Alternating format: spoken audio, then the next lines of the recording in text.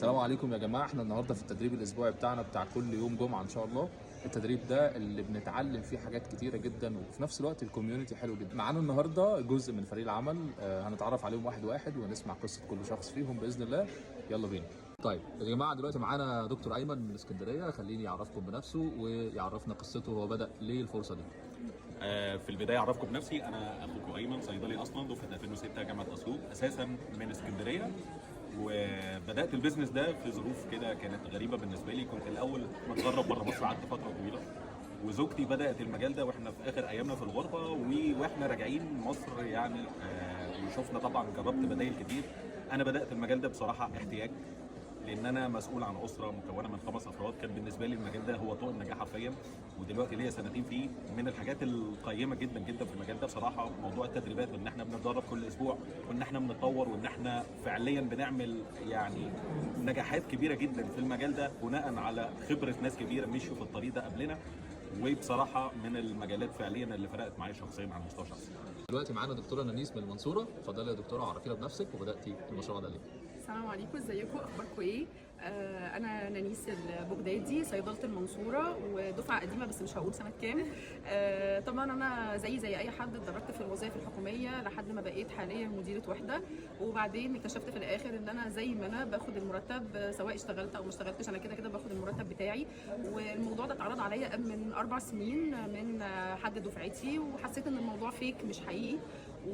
وبعدين بمرور الوقت بدات اشوف الكوميونتي بتاعتهم على الفيسبوك وعلى الانستجرام، حسيت ان هي لذيذه جدا، فقلت ان انا واي نوت يعني ان انا ادخل واجرب واشوف ايه الموضوع.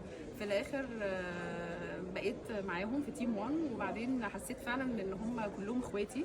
احنا مش شغالين شغل طبيعي او شغل عادي، لا احنا تيم متكامل كله بيساعد كله. ومن اول يعني رئيس الشركه او السي او والكو فاوندر، كل الناس بتساعد، ما فيش تنافس ما بيننا، بالعكس احنا كلنا بنساعد بعض لان كلنا عايزين ننجح مع بعض. والحمد لله احنا دلوقتي في التريننج اهو، وبيبقى من امتع لحظات حياتنا ان احنا كلنا بنتجمع وكلنا بنبقى موجودين مع بعض وبناخد التريننج مع بعض. وحقيقي الكوميونتي بتاعتهم لذيذه جدا جدا جدا، ويا ريتني كنت بدات معاهم من ال4 سنين اللي فاتوا. وميرسي ليكم. اوكي، يعني احسن قرار. جدا احسن قرار. حلو جدا. يلا بينا. معانا دلوقتي كوتش الاء، مدربه فتنس من المنصوره، هتعرفكم بنفسها وتشارككم هي بدات المشروع ده ليه. مساء الخير، ازيكم كلكم؟ انا كوتش الاء، مدربه فتنس بقالي 9 سنين. اتعرض عليا الفكره قريب مش من بعيد من حد صديق ليا، وبصراحه كنت مش فاهمه الحوار ماشي ازاي لحد ما حضرت الايفنت بتاع زموف. انبهرت. يعني الموضوع بالنسبه لي كان تحفه وطاقه ايجابيه رهيبه، وناس كانت بتتكرم. يعني خدت القرار يومها اصلا ان انا مش هرجع غير لما اكون خلاص معاهم، وبالفعل تاني يوم كنت خلاص جاهزه. وبجد من احسن الحاجات اللي انا اخدت فيها قرار، وهم ما فيش حد سايبني، يعني هم داعم ليا في كل حاجه بصراحه. والنهارده معاكم في التريننج. حلو جدا، احسن قرار. احسن قرار. حلو جدا. ودلوقتي معانا دكتوره دعاء من المنصوره. يلا بينا، عرفينا بنفسك وقولي لنا بداتي المشروع ده ليه. السلام عليكم، ازيكم جميعا، يا رب تكونوا بخير. معاكم دعاء صلاح، انا صيدلانيه من المنصوره. انا اساسا بشتغل مدير عياده في التامين الصحي، وليا في التامين اكتر من 20 سنه لان انا دفعه قديمه. يمكن بدات المجال ده لما اتعرض عليا من اقرب صديقه ليا، لان كانت حاسه هي في وقتها ان انا محتاجه ان انا اغير من كاريري واغير من وضعي بسبب الجمود الوظيفي اللي انا كنت عايشه فيه. الحقيقه انا بدات المجال ده وانا ما كنتش مستوعبه القيمه الماليه اللي هو يقدر يضيفها لي الحقيقه في الاول، ولكن انا لما قعدت وشرح لي البيزنس وشفت بيئه العمل الموجوده، انا اتشددت لبيئه العمل الحقيقه. ناس من اروع ما يكونوا، سبورتيف، داعمين، كله بيساعد بعضه، الكبير بياخد بايد الصغير، وده مش متاح في مجالاتنا الوظيفيه او في مجالات البيزنس العاديه. حتى لو انت عامل بيزنس بره الوظيفه، انت الناس اللي معاك بالبلدي كده في كارك ما حدش عنده استعداد ان هو يساعدك، بالعكس ده هو ممكن يأذيك او يعمل لك مشاكل اكتر عشان انتوا بينكم تنافس. الا في البيزنس بتاعنا، ليه؟ لان احنا يونت واحده او وحده واحده. انا اول ما بدات البيزنس ده اتسالت سؤال: انت اهدافك ايه من المجال ده؟ او انت عايزه تحققي منه ايه؟ اول حد جه في بالي اولادي. انا ام مسؤوله عن اولادها، ويمكن بعافر في الحياه شويه، فانا شايفه ان انا من ساعه ما بدات المجال ده وانا واخده قرار ان هو ده يبقى الليجاسي او الارث اللي انا هسيبه لاولادي يستفيدوا بيه ويكملوا فيه من بعد ان شاء الله. ربنا يقدرنا جميعا على كده. واحنا بنكلمكم النهارده من التدريب الاسبوعي بتاعنا، من اروع ايام الاسبوع ان احنا بقينا بنتقابل كل جمعه اوف لاين بسبب مشروع ال 10K او ال 10000. بناخد تدريبات مكثفه جدا فوق الطبيعي، بناخد دعم فوق الطبيعي، بناخد طاقه فوق الطبيعيه، وانت فعلا خسران لو انت مش جزء من المشروع ده. احسن قرار. احسن قرار. دلوقتي معانا باشمهندس عبد الرحيم هيحكي لنا على قصته وهو بدأ المشروع ده ليه. معاكم عبد الرحيم هواري، انا مهندس مدني خريج 2017. اشتغلت اول سنتين بعد التخرج في مجال الهندسه كمهندس موقع ومهندس مكتب فني، بس بصراحه ما لقيتش نفسي خالص ككارير في الهندسه يعني.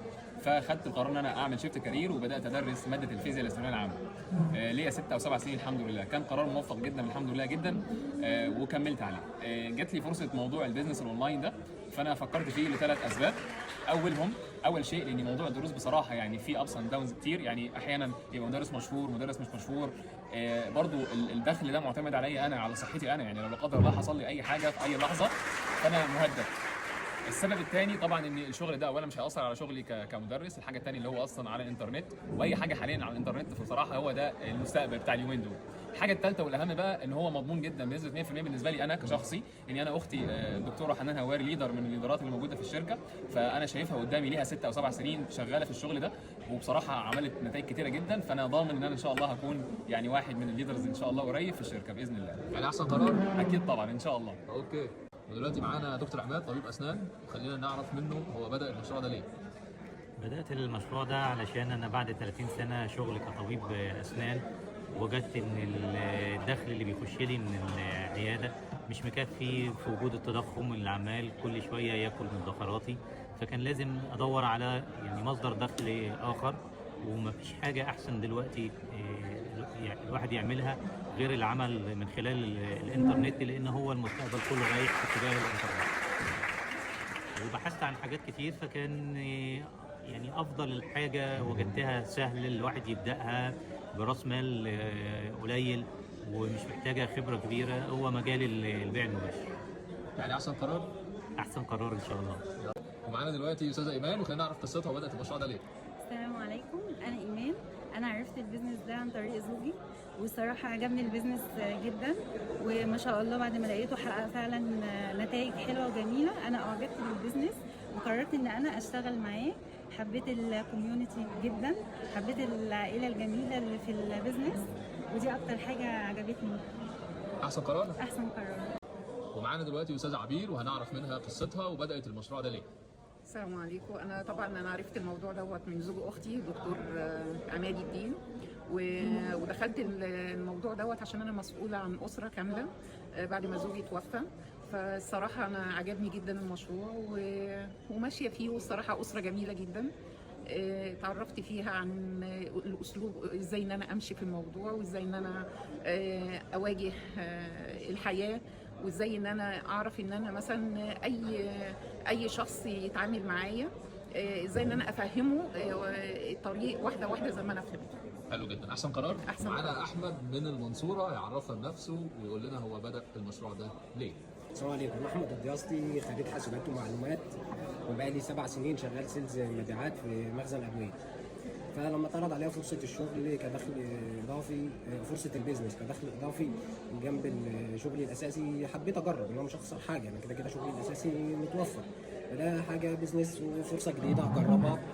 وكمان ان كان في امكانيه ان في قسم كورسات، حبيت اتعلم كورسات جديده واتعلم خبره جديده في حاجه جديده.